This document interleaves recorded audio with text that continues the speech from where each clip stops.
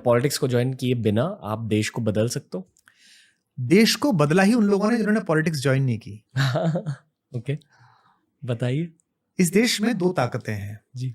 एक है राज सत्ता और एक है धर्म सत्ता। धर्म का मतलब धर्म नहीं, धर्म का मतलब जो जनता सोचती है, चाहे वो गांधी हो, चाहे वो जयप्रकाश हो, चाहे वो अन्ना हो, और हमारे सारे ग्रंथों में चाहे वो वशिष्ठ हो, विश्वामित्र हो, चाहे वो आद्य शंकराचार्य हो, ये सब वो लोग हैं राजा जिनसे डरता रहा है।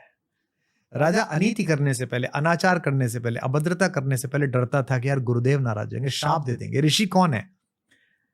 जो कमंडल में हाथ डाला, यूं जल निकाला और राजा से कहा कि जा तेरा वंश नाश हो जाएगा, जा तेरी राज्य सत्ता समाप्त हो जाएगी।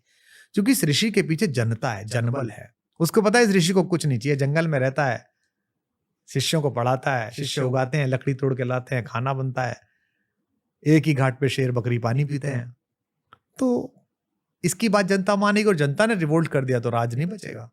लोग सेना में नहीं जाएंगे, वे लड़ेंगे नहीं तेरे लिए, तेरी कसम नहीं खाएंगे। तो मुझे लगता है कि उससे बाहर खड़े होकर आप जितना परिवर्तन कर सकते हैं। इसीलिए जब हम सोशल कैंपेन से पार्टी में कन्वर्ट हुए, तो आपको याद होगा, और आप थोड़ा मेरी पॉलिटिकल हिस्ट्री पे आपने काम किया होगा, सबसे ज्यादा अगेंस्ट मैं था, और मैंने पहले दिन ये घोषणा भी कर दी थी कि I am not going to join.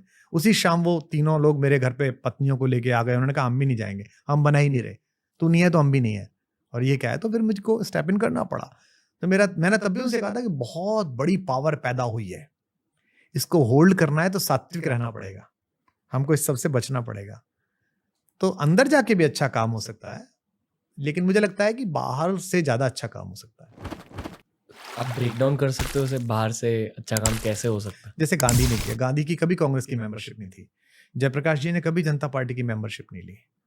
आज जो भी ये नगर पालिका छाप एक नौकरी मिली है हमारी पार्टी के एक आदमी को, इसको चलाने वाले अन्ना हजारे ने भी कभी इस पार्टी की मेंबरशिप नहीं ली, विरोध ही किया।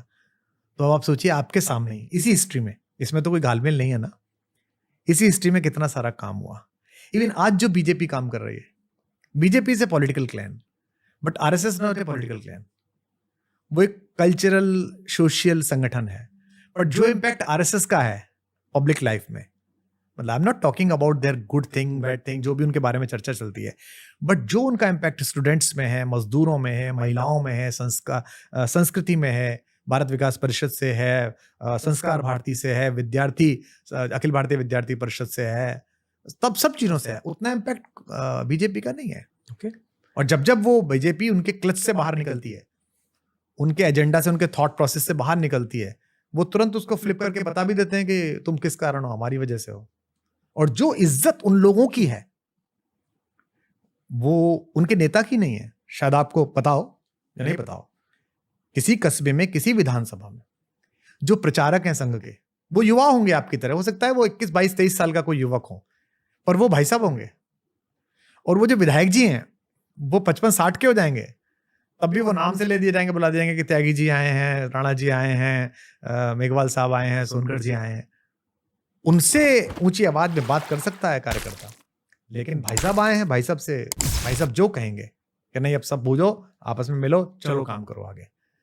तो ये आपके सामने है कि आप अगर सात्विकता के साथ रहें, अगर आप जो भी आपका, मतलब सात्विकता आपका जो भी वन लाइनर है, वो अच्छा बुरा दुनिया जाने, आप जाने, अगर आप उसमें लगे रहे तो, और आपको ये लोभ नहीं रहा कि मुझे ये चाहिए, तो आप ज्यादा इंपैक्ट डाल सकते हैं।